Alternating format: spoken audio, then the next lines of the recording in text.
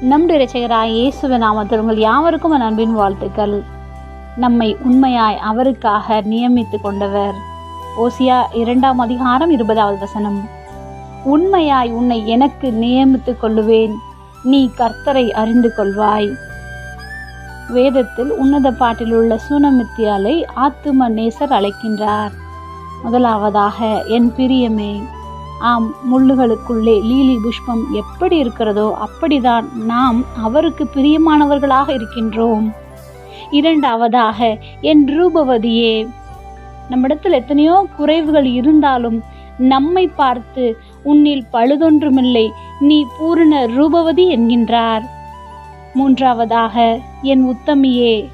நாம் உத்தமமாய் செய்ய முடியாத காரியங்கள் கூட பல இருக்கலாம், ஆனாலும் கூட கர்த்தர் நம்மை உத்தமியே என்று அழைக்கிறார். நம் பிள்ளைகள் எழும்பி பாக்கியவதி என்று சொல்லும்படியான கிருபையை நமக்கு கொடுத்துள்ளார். நான்காவதாக, என் புறாவே என்று அழைக்கிறார். புறாக்கள் பார்க்க அழகாக இருக்கும், யாரையும் துன்புறுத்தாது, தூய்மையாக இருக்கும். புறா சமாதானம் செய்ய அனுப்பப்படுகின்றது. அதுபோன்றுதான் நம்மை தேவன் வைத்திருக்கின்ற இடத்தில் நாம் சமாதானமாய் வாழ வேண்டும்.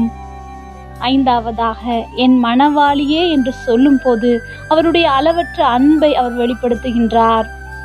மணவாளன் தன் மணவாட்டியின் மேல் பிரியமாயிருப்பது போல நம் கர்த்தரும் நம்மேல் பிரியமாயிருக்கிறார். இந்த உலகம் நியமித்த மணவாளன் கூட நம்மை விட்டு விலகி போகலாம்.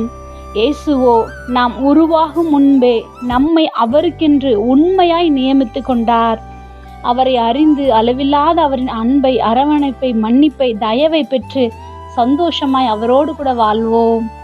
ஜெபம். அன்பின் பரம தகப்பனே, எப்பொழுதும் எங்களோடு கூட இருக்கிறவரே, நீர் எங்களை உண்மையாய் நியமித்து கொண்டதுக்காய் நன்றி செலுத்துகிறோம்.